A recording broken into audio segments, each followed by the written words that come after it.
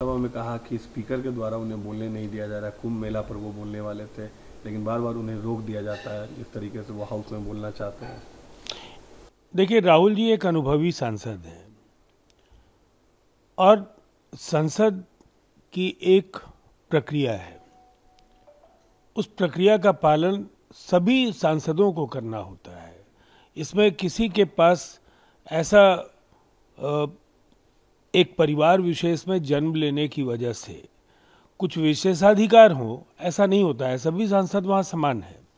लेकिन इस बात को वो आज भी नहीं समझ पाते हैं कि लोकतंत्र में सबों को समान रूप से देखना कहीं ना कहीं लोकसभा अध्यक्ष की जवाबदेही है और उसका वो पालन करते हैं।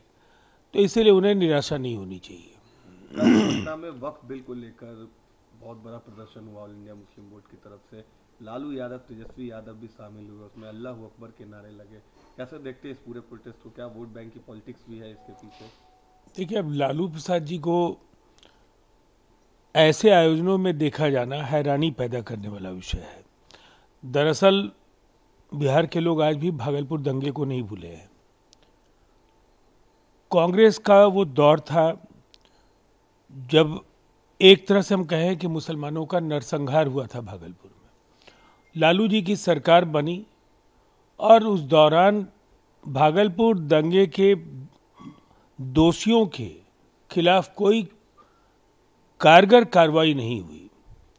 जो लोग विस्थापित हुए उनके लिए कोई बड़ा फैसला नहीं हुआ। उल्टे कामेश्वर यादव जैसे लोग जो उन दंगों के अभियुक्त थे, उनको सार्वजनिक समारोह में सम्मानित करने का काम उस समय राजद के नेताओं ने किया और वहां से बिहार निकल कर के आया। दंगे के लोगों को न्याय दिलाने से लेकर पुराने मामलों को खोल करके जो भी दोषी थे वो जेल के सलाखों के पीछे भेजे गए और दंगे कभी बिहार में नहीं हुआ नीतीश कुमार जी के कार्यकाल में।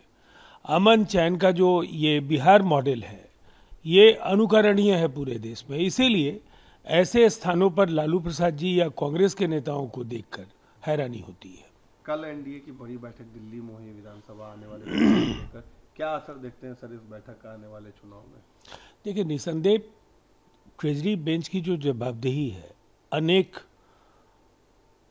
जो विधेयक लंबित हैं, लोक कल्याणकारी योजनाओं पर संसद में चर्चा हो, संसद की कार्यवाही जनता के गाढ़ी कमाई से संचालित होती है। वैसे में ऐसे मूल्यवान सत्रों में अव्यवस्था के बजाय एक सुविचारित तरीके से ट्रेजरी बेंच बिल्स पर लेकर चर्चा कराए और उन्हें पारित कराए, इसलिए ऐसी बैठकें स्वागत योग्य है। आरजेडी ने ट्वीट किया है कि एनडीए की बैठक को लेकर कि 50,000 नौकरी की कैसे हकमारी चोरी की जाए, आरक्षण को कैसे चोरी की जाए, इसके लिए ये बैठक दिल्ली में कल की गई थी। शर्मनाक है। जो लोग जमीन लेकर नौकरियां बेच रहे हो, अगर वो लोग इस तरह के बयान दे रहे हो, इस तरह के पोस्टर्स निकाल रहे हो, तो जनता ऐसे लोगों का हिसाब करना जानती है। देखिए, दरअसल अकेले बिहार में आप पूरे देश में एनडीए की चर्चा क्या करेंगे? अगर आप बिहार केवल देख लें तो 9.5 लाख से ज़्यादा नौकरियां दी जा चुकी है और 2.5 लाख नौकरियां और विधानसभा के कार्यकाल पूरे होने तक दी जाएंगी। 38 लाख रोजगार। देखिए, इसमें किसी को भी जमीन नहीं बेचनी पड़ी है, जमीन किसी को देनी नहीं पड़ी है। ये सब अपनी मेधा, अपनी क्षमता और जो विद्वता उनके पास है उसके बल पर नौकरियों में आए हैं।